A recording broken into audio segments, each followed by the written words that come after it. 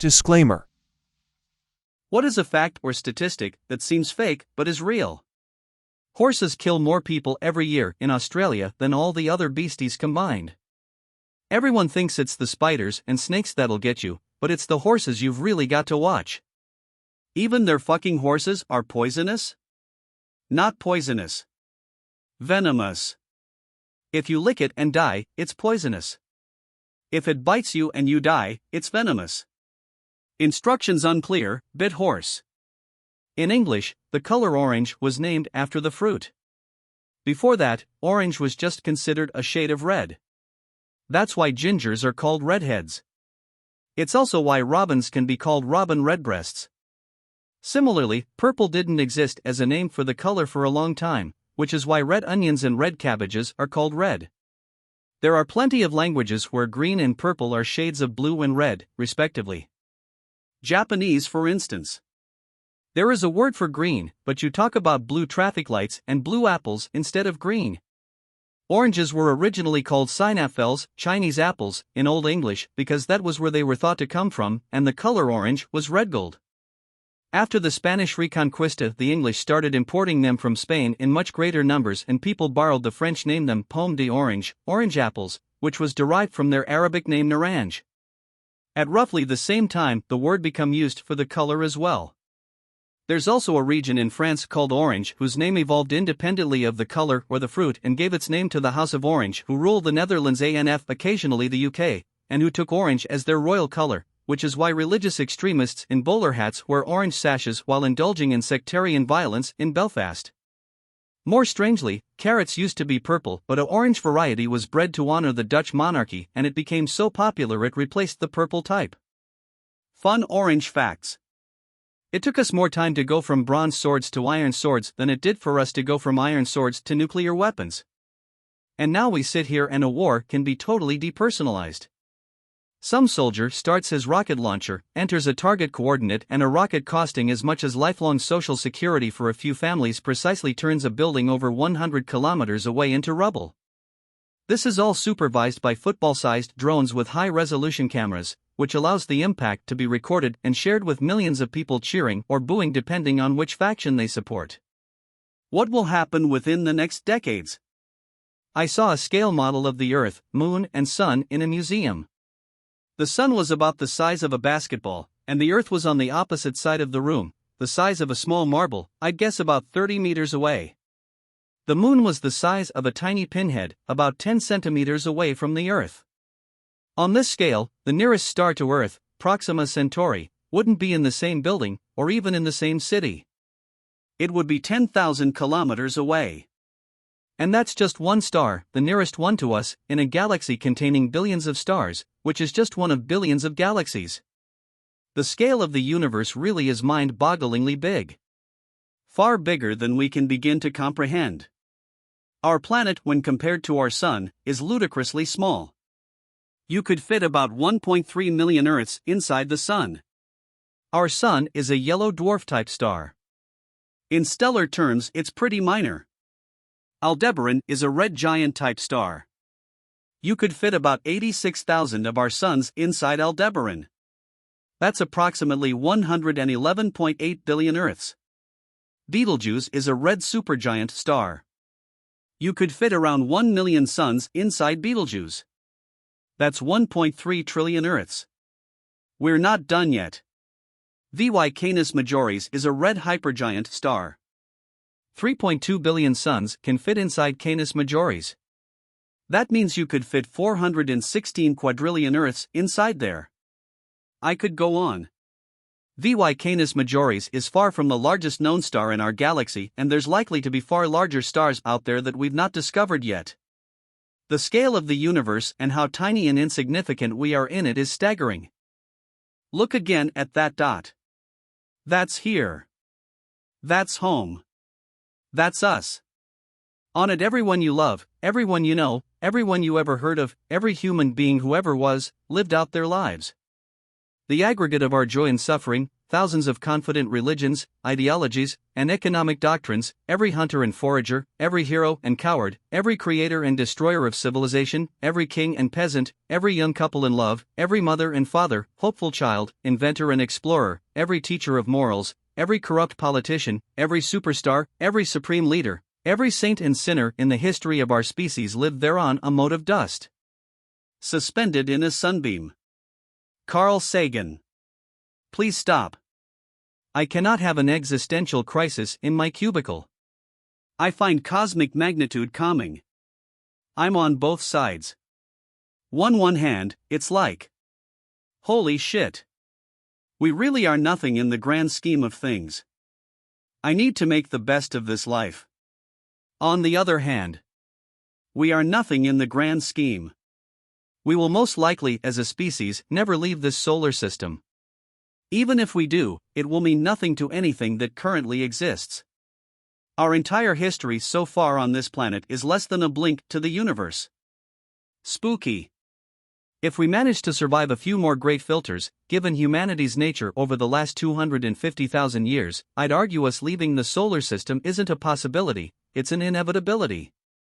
We are curious explorers, at our core. And no risk has stopped us from indulging in that yet. I am actually hopeful that there is a way around the FTL problem.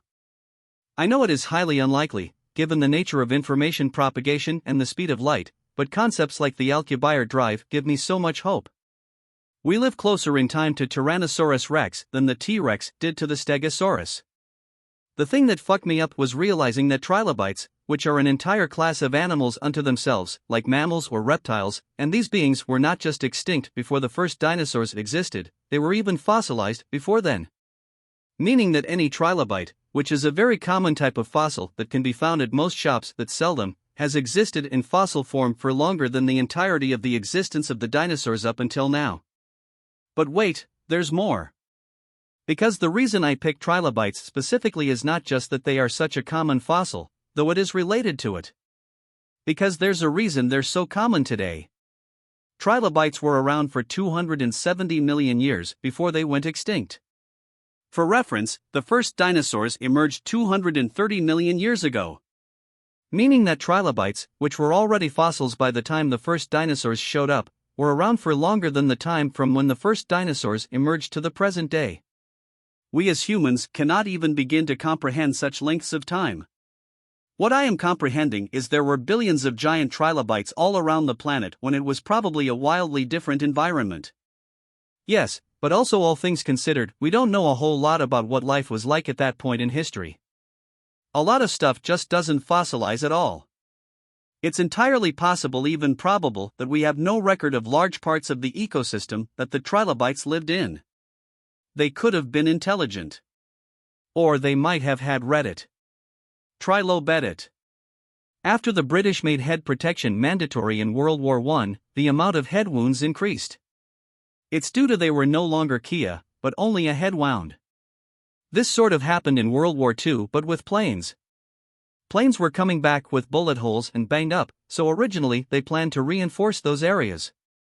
Until someone wisely suggested they should armor the parts which weren't bullet-riddled, because it meant if those parts got hit, the plane went down and didn't return to base. The parts which did have bullet holes but still returned, didn't need as much additional armor. Abraham Wald. A statistician at Columbia, who specialized in abstract mathematics. He saw the data that wasn't there, and made quite possibly the largest single contribution to the Allied victory outside of perhaps the blokes that cracked Enigma. 1,000,000 seconds is 12 days. 1,000,000,000 seconds is 31 years. 1,000,000,000,000 seconds is 31,688 years. People have a lot of trouble comprehending numbers that big. The difference between a million and a billion is almost a billion. Tom Scott did an interesting video on this.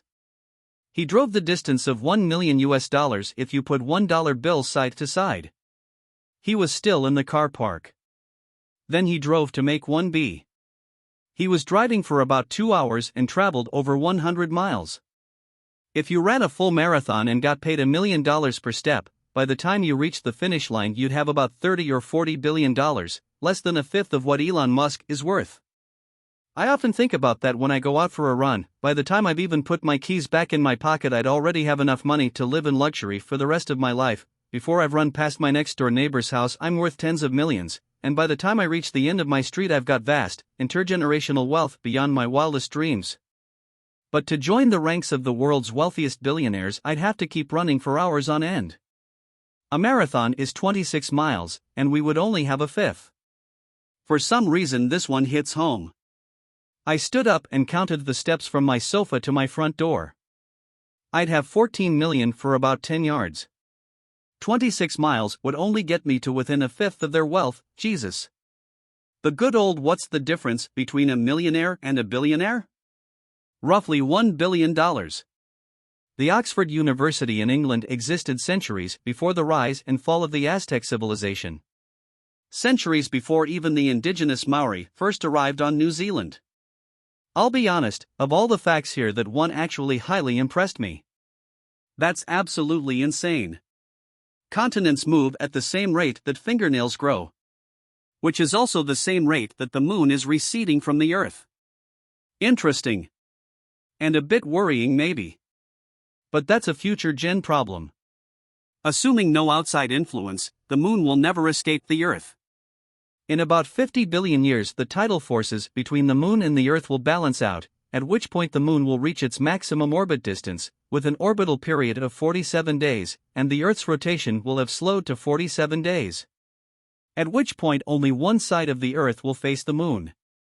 If we lost all the dead space inside our atoms, we would each be able to fit into a particle of dust, and the entire human species would fit into the volume of a sugar cube.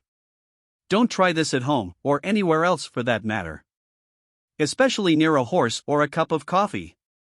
If you took the populations of both China and India, then removed 1 billion people from each, they would still be the two most highly populated countries on Earth. And you'd probably be convicted of crimes against humanity for wiping out 2 billion people. The Appalachian, Scottish Highlands, and the Atlas Mountains are actually the same prehistoric mountain range. Cleopatra lived closer in time to the mobile phone than she did the construction of the pyramids. There was a window of time where a samurai could have faxed Abraham Lincoln. Santiago, Chile is farther east than New York City. Reno, Nevada is more west than LA. At a certain time of the year, when the moon is the furthest away from the Earth, the other 7 planets can fit in the space between the Earth and moon. Trees existed millions of years before rot. So trees, for millions of years, didn't rot. Nintendo has existed longer than Disney. You can also watch other videos by going to the channel. I will be pleased if you like them.